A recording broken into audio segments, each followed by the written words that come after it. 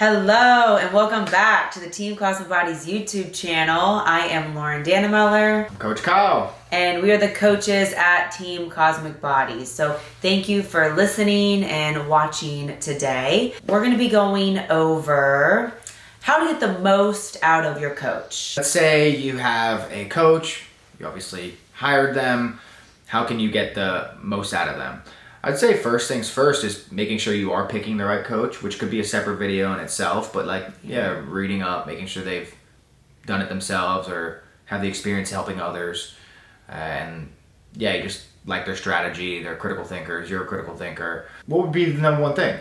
Asking questions. I think that's like the biggest thing because, I don't know, I get some people coming to me too that they work with other coaches and they just don't answer their questions.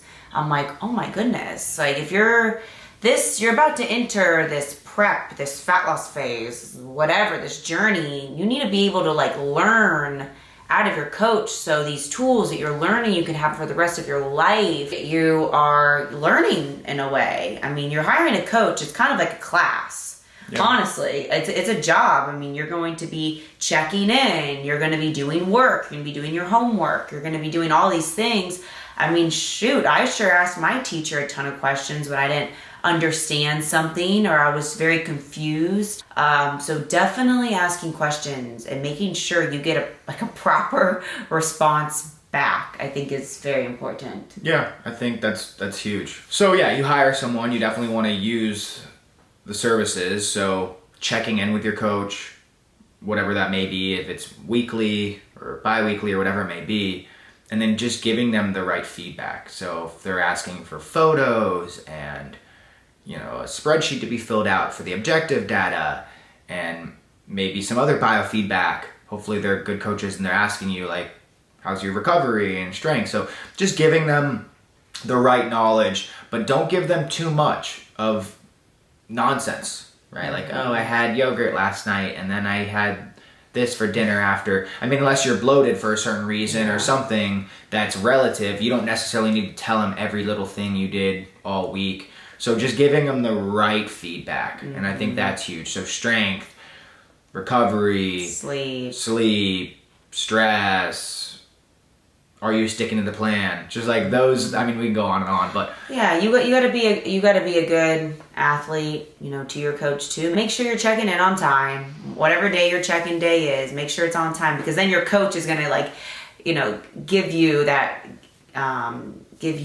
attention, right? Yeah, if you're just checking in on a Wednesday, Thursday, Friday, 7 p.m. at night, maybe your coach isn't going to be fully giving you that attention because you're just checking in. So, just making sure you're doing your part as well, checking in on your date, on your certain time. And then asking questions. So yeah, just give them the right feedback and doing the work. We love, Kyle does for sure, we're going over our clients' training footage. So that is something that I think is really awesome. I mean, Instagram and YouTube and everything's so cool now. We can do so much over online, which makes online coaching so much fun. You can actually be more personal online now with videos and audio recordings and sending over, recording their workout, and Kyle will look over their squat, give feedback back. And then being honest with them. And, obviously there's, just being honest and having that open communication. So hopefully you'll feel comfortable where if you do slip up or whatever it may be, you're able to kind of let them know what's going on. And then also a lot of times people they get really overwhelmed and then they just quit compared to kind of reaching out and being honest and be like, hey, I really just can't do this, whatever, nutrition right now. Maybe you could still work with that coach and get training for how many more months? Or it's like, hey man, I just don't like your training. I don't do this.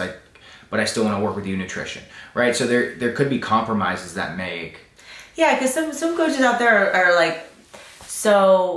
the clients are just so afraid. They're so afraid to check in because they're about to get yelled at or just it's just so overwhelming, all this data and information, where if I'm, we're working with somebody that's brand new in the sport, or, just wants to lose some weight and make new habits, I think it's really important to have that good communication so you can find that good middle ground and for what your goals are, right? Because your goal might start off really extreme, but then as things kind of get real, you might say, hey, you know what, I just want to drop 10, 15 pounds and keep it off, and I don't really want to necessarily work out 5 days a week, so just being open and honest, like I'm talking about, as far as, hey, things also can change in your goals, and just being open with them about what you can stick to, right? So that's huge. Is what plan can you stick to? Yeah, I mean, I have a client right now too that hasn't been filling out the spreadsheet, hasn't been weighing herself, but she still checks in every week because it's keeping her accountable, and it's just helping her. She knows that she's going to get back on track like real soon. It's just taking a little bit extra time, but she still checks in. We run down a little bit of some positives that happened this week, some negatives, like, some challenges. But even though she's not on her nutrition fully, not training, following the regimen to a T, we're still making it work. And it doesn't have to be all or nothing. And a lot of times, all or nothing, people, they're perfectionists, and then they just say, F it. Couldn't nail it. Compared to being like, well, how can I adjust this to make it something I can stick to, where I'm at least sticking on my plan for 80% of it. And then next thing you know, it's been how many more months, and you've actually made killer progress, So all in all, to get the most out of your coach, I really think it's about being open. Like literally being open, sharing how you're feeling, expressing yourself. Everybody expresses themselves differently, and that's why we give a lot of different options for our clients to check in. Audio recordings, videos, email, writing. I think it's really important for you to be able to express yourself, and everybody expresses themselves differently. So finding that good way between you and your coach to check in, I think you're going to get the most out of your coach that way if you can express.